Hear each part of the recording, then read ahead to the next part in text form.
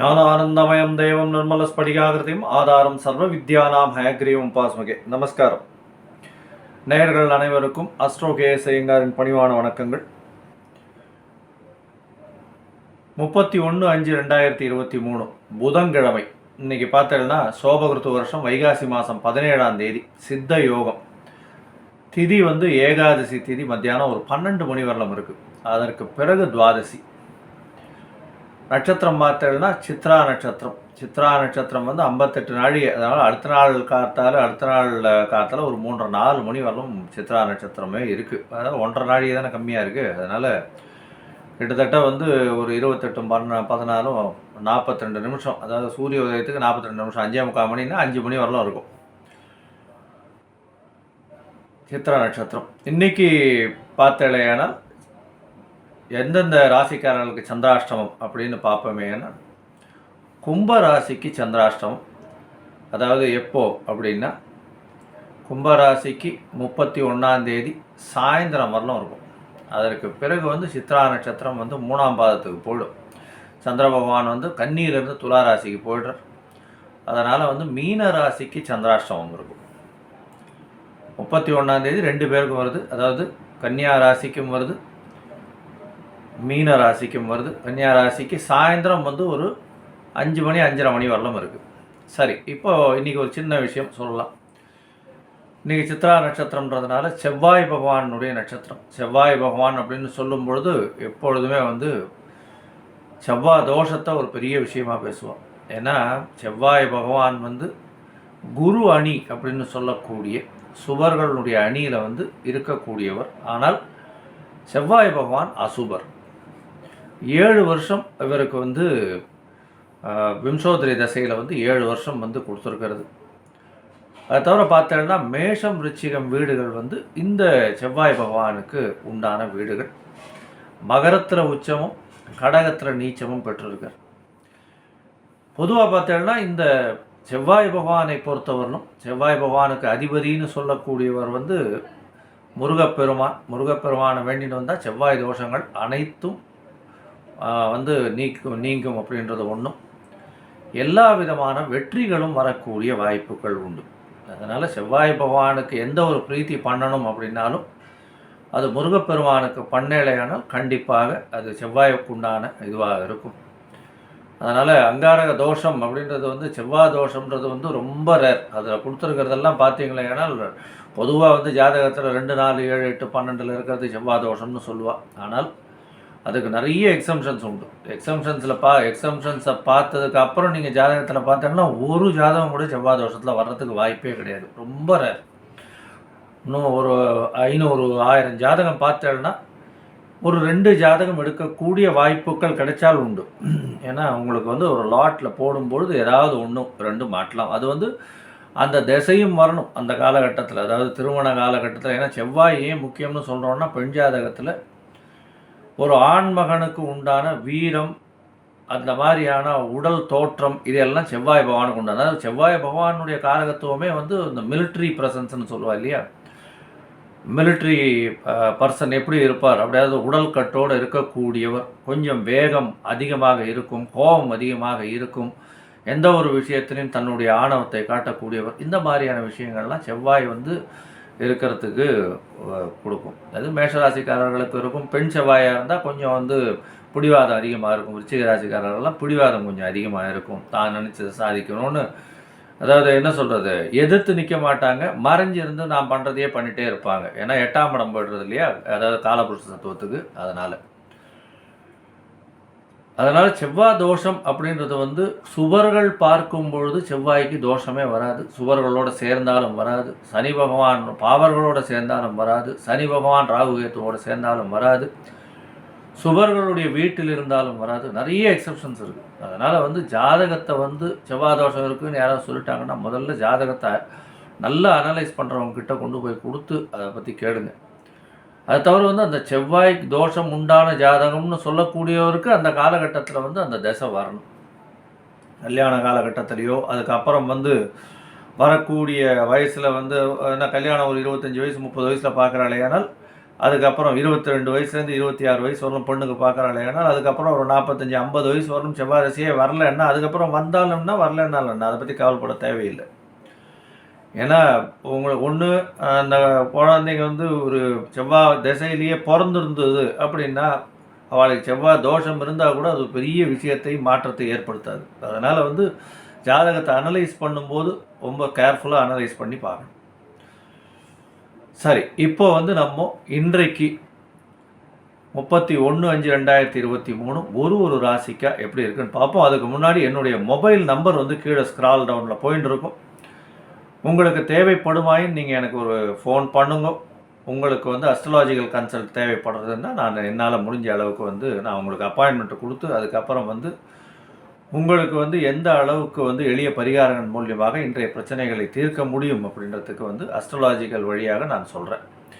நான் இப்போ சொல்கிறது எல்லாமே வந்து இன்றைய கோல்சார பிரகாரம் இருக்கக்கூடிய சந்திரனுடைய நகர்வுகளை பொறுத்து உங்களுக்கு உண்டான ராசிகளின் பலன்கள் தான். அதனால் உங்களுடைய தனிப்பட்ட ஜாதகத்தில் பார்த்தீங்கன்னா உங்களுடைய அதாவது தசாநாதன், புக்திநாதன், அந்தரம், சூக்ஷ்மம், உங்களுடைய date of birth, time of birth, லக்னம், இது எல்லாம் வந்து பார்த்து தான் வந்து அதை எடுக்கணும். அதனால் பார்த்தீங்களே, ஏன்னால் உங்களுக்கு தனிப்பட்ட முறையில் ஜாதகம் பார்க்கணுன்னா என்னுடைய மொபைலுக்கு ஃபோன் பண்ணுங்க, நான் அப்பாயின்மெண்ட் தரேன். சரி, இப்போது ஒரு ராசியாக இப்போ போகலாம். மேஷ ராசி இன்றைக்கி பார்த்தேன்னா ராசியின் அதிபதி 4ஆம் இடத்துல இருந்தாலும் சுக்கிர பகவானோட இருக்கிறதுனால சுபத்துவம் பெறதுனால உடல் நலத்தில் நல்ல ஏற்றம் இருக்கும். இன்றைக்கி 31ஆம் தேதி இன்றைக்கி வந்து பார்த்தேனால் சுக்கிர பகவான் வந்து 4ஆம் இடத்துல இருக்கார். சுபத்துவம் அதிகமாக இருக்குது. செவ்வாய் பகவானுக்கு நல்ல ஒரு ஏற்றம் இருக்கும். படிக்கக்கூடிய மாணவர்களுக்கும் நல்ல ஒரு புதுசாக நல்ல செய்தி வரும். தாயின் உடலில் நல்ல ஒரு ஏற்றம் இருக்கும். இதை தவிர குரு பகவான் வந்து உங்களுடைய ராசியிலே இருக்கிறதுனால இப்போது இதுவும் முடிஞ்சிருத்து, அதாவது அக்னி நட்சத்திரமும் முடிஞ்சிருத்துன்றதுனால கண்டிப்பாக வந்து திருமணத்திற்கு பார்த்துருக்கவாளுக்கு கண்டிப்பாக திருமணம் நிச்சயமாகக்கூடிய வாய்ப்பு உண்டு. குழந்தை பேர் ஏற்படும். வெளிநாடு வெளிமாநிலம் செல்லக்கூடிய வாய்ப்புகள் வரும். திடீர் பண யோகம் வரும். தொழிலில் மிகப்பெரிய ஏற்றம் வரும். இன்றைக்கி பார்த்தோன்னா 6ஆம் இடத்துல வந்து சந்திர பகவான் சாயந்தரம் 5 மணி வரலாம் இருக்கார். அதுக்கப்புறம் சப்தமத்தில் போகிறார். சப்தமத்தில் குரு சந்திர யோகம் அமையிறது மிகப்பெரிய விஷயம். கூட்டு தொழிலில் பெரிய ஏற்றம் இருக்கும். நீங்கள் அருகில் இருக்கக்கூடிய லக்ஷ்மி நரசிம்ம பெருமாளை இப்போ வழிபட்டு வாங்கும். துளசி மாலை அவருக்கு ஒன்று போடுங்க. கையில் வந்து ஒரு நீல கலர் வச்சுக்கோங்க. நல்ல ஏற்றம் இருக்கக்கூடிய நாளாக இந்த நாள் இருக்கும். ரிஷபம், கிருத்திகை, ரோகிணி, மிருகசீரிஷம், இந்த 3 நட்சத்திரம் 9 பாதங்களை கொண்ட ராசி. ராசியின் அதிபதி சுக்கிர பகவான் 3ஆம் இடத்துல முயற்சி ஸ்தானத்தில் இருக்கார். செவ்வாயோட கொஞ்சம் வேகத்தோடு இருக்கும். படபடப்பு கொஞ்சம் அதிகமாக இருக்கும். எல்லா முயற்சியும் வெற்றி அடையக்கூடிய வாய்ப்புகள் உண்டு. இன்றைக்கி வந்து உங்களுடைய ராசிக்கு 5ஆம் இடத்துல சந்திர பகவான் வேறு. அதனால் பதவி, புகழ், அந்தஸ்து, கௌரவம், 3ஆம் அதிபதி 3ஆம் இடத்துல இருக்கிறதுனால எல்லா விதமான முயற்சியும் வெற்றி அடையும். தொழிலில் நல்ல ஏற்றம் இருக்கும். இருந்தாலும் இன்வெஸ்ட்மெண்ட்டு கொஞ்சம் அதிகமாக போட வேண்டாம். பொறுமையாக இருக்கிறது நல்லது. வேலை, புதிய வேலை கிடைக்கக்கூடிய வாய்ப்பு உண்டு. அதுக்கு ஒரு இன்டர்வியூ கார்டாவது வரும் இன்றைக்கி. அதை தவிர பார்த்தாலேனா போட்டித் தேர்வில் வெற்றி பெறக்கூடிய வாய்ப்புகள் நிச்சயமாக இருக்கும். நீங்கள் வழிபட வேண்டியதையும் அருகில் இருக்கக்கூடிய பெருமாள் கோவிலுக்கு போய்ட்டு தாயாருக்கு நெய் விளக்கு ஏற்றிட்டு வாங்கும். நல்ல ஒரு ஏற்றம் வரும். கையில் வந்து ஒரு சாம்பல் நிறம் வந்து வச்சுக்கோங்க. அது உங்களுடைய அதிர்ஷ்ட நிறமாக இருக்கும். மிதுன ராசி, மிருகசீரிஷம், திருவாதிரை, புனர்பூசம், இந்த 3 நட்சத்திரம் 9 பாதங்களை கொண்ட ராசி. ராசியின் அதிபதினு சொல்லக்கூடிய புத பகவான் இன்றைக்கி 11ஆம் இடத்துல இருக்கார். நாளைக்கு பார்த்தோன்னா அவர் வந்து ராசிக்கு 12ஆம் இடத்துல வந்துடுறார். நாளைக்கு வந்து புத பகவான் மாறுறார்.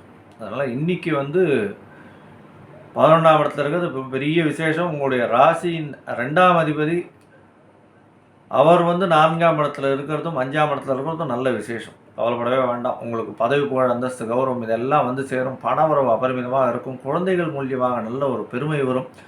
திருமணத்திற்கு பார்த்து கொண்டிருப்பவர்களுக்கு திருமணம் கைகூடும். குழந்தை பேர் ஏற்படக்கூடிய காலமாக இன்றைக்கி இருக்குது. கருவுறக்கூடிய வாய்ப்புகள் மிகவும் அதிகம்.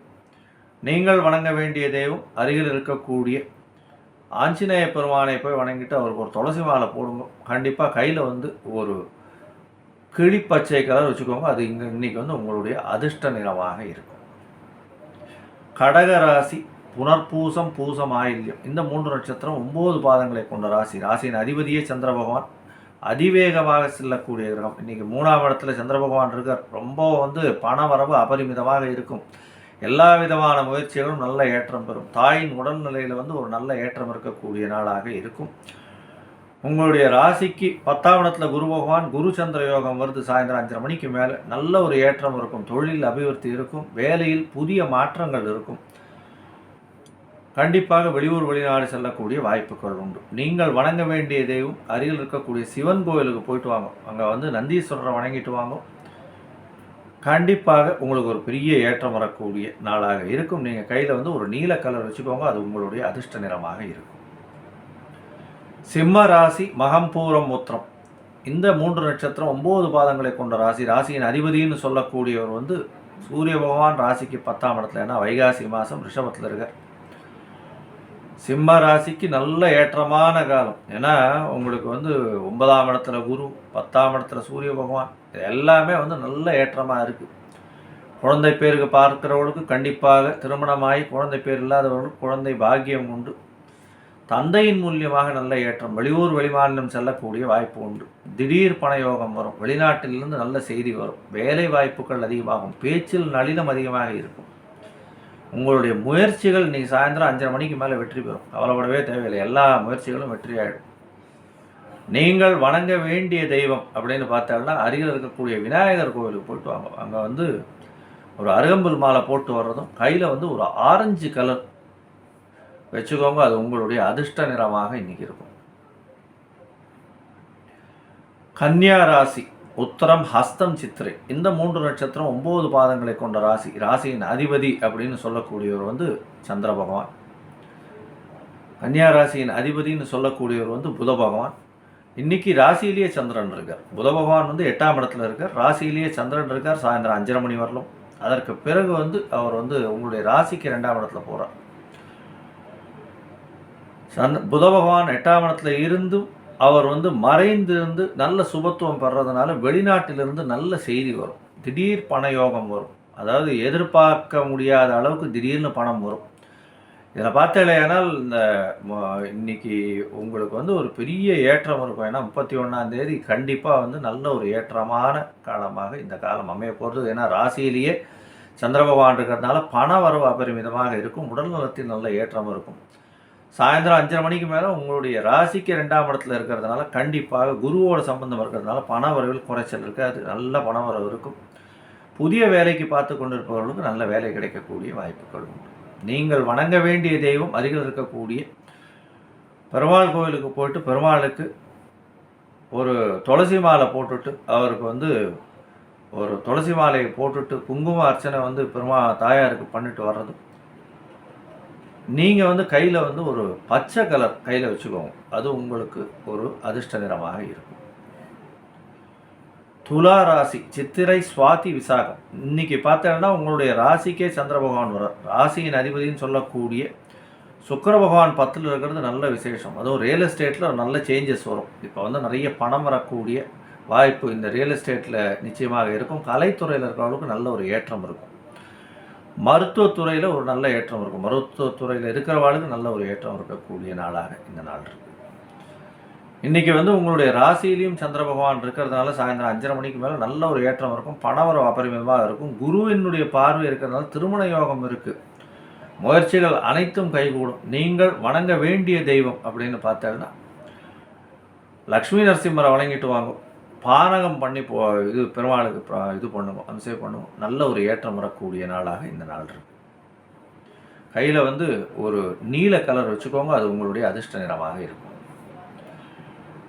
விருச்சிக ராசி, விசாகம், அனுஷம் கேட்ட இந்த 3 நட்சத்திரம் 9 பாதங்களை கொண்ட ராசி. ராசியின் அதிபதினு சொல்லக்கூடியவர் செவ்வாய் பகவான் 9ஆம் இடத்துல நீச்சப்பட்டிருக்காரு. அப்படின்னா சுக்கிர பகவானோட சேர்ந்து சப்தமாதிபதியோடு சேர்ந்து அவர் சுபத்துவம் அடைகிறார். அதனால் எதிர்பாலினத்தவர் மூலியமாக நல்ல ஒரு ஏற்றம் கிடைக்கும். திடீர் பண வரவு வரும். வெளிநாடு வெளியூர் சம்பந்தமாக நல்ல ஒரு விசேஷமான தகவல் உண்டு. இன்றைக்கி சந்திர பகவான் உங்களுடைய ராசிக்கு 11ஆம் இடத்துல இருக்கிறதுனால பண வரவு அபரிமிதமாக இருக்கும். மூத்த சகோதரர் மூலியமாக நல்ல ஒரு ஏற்றம் இருக்கும். அதை தவிர 12ஆம் இடத்துக்கு சந்திர பகவான் வரும்போது கொஞ்சம் செலவுகள் சுப செலவுகளாக இருக்கும். அதாவது க்ஷேத்ராடனம் போயிட்டு வருவீங்க. நீங்கள் வணங்க வேண்டிய தெய்வம் முருகப்பெருமானை போய் வணங்குங்க. கந்த சஷ்டி கவசம் சொல்லுங்க. கையில் ஒரு பச்சை கலர் வச்சுக்கோங்க. அது இன்றைக்கி உங்களுடைய அதிர்ஷ்ட நிறமாக இருக்கும். தனுசு ராசி மூலம், பூராடம், உத்திராடம் இந்த 3 நட்சத்திரம் 9 பாதங்களை கொண்ட ராசி. ராசியின் அதிபதினு சொல்லக்கூடியவர் குரு பகவான் ராசிக்கு 5ஆம் இடத்துல இருந்து 9ஆம் இடத்தையும் பார்க்குறார். அதனால் திரிகோணங்கள் எல்லாத்தையும் பார்க்கறதுனால நல்ல ஒரு ஏற்றம், பணவரவு அபரிமிதமாக இருக்கும், உடல் நலத்தில் நல்ல ஏற்றம் இருக்கும். நீண்ட ஒரு திட்டங்கள் போட்டு அதில் சக்ஸஸ்ஃபுல்லாக பண்ணக்கூடிய வாய்ப்புகள் உண்டு. தனுசு ராசிக்கு நல்ல ஜாக்பாட். 3ஆம் இடத்துல சனி பகவான், 5ஆம் இடத்துல குரு பகவான், நல்ல ஒரு ஏற்றமான காலம். எந்த ஒரு ப்ராஜெக்ட் எடுத்தாலும் சக்ஸஸ்ஃபுல்லாக இருக்கும். உங்களுடைய ராசிக்கு 10ஆம் இடத்துல சந்திர பகவான் சாயந்தரம் ஒரு 5:30 மணி வரலும் இருக்கிறது நல்ல ஒரு விசேஷம். அதற்கு பிறகு 11ஆம் இடத்துல போகிறார். குரு பகவானால் பார்க்க போகிறதுனால குருச்சந்திர யோகம் வருது. இது ஒரு பெரிய ஏற்றத்தை கொடுக்கும், பணவரவு அபரிமிதமாக இருக்கும். உங்களுடைய மூத்த சகோதரர் மூலியமாக நல்ல ஒரு ஏற்றம் இருக்கும். நீங்கள் வணங்க வேண்டிய தெய்வம் ஹயக்ரீவரை போய் சேவிச்சுட்டு வாங்க. அவருக்கு ஒரு ஏலக்காய் மாலை போட்டு வாங்க. நல்ல ஒரு ஏற்றம் வரக்கூடிய நாளாக இந்த நாள் இருக்குது.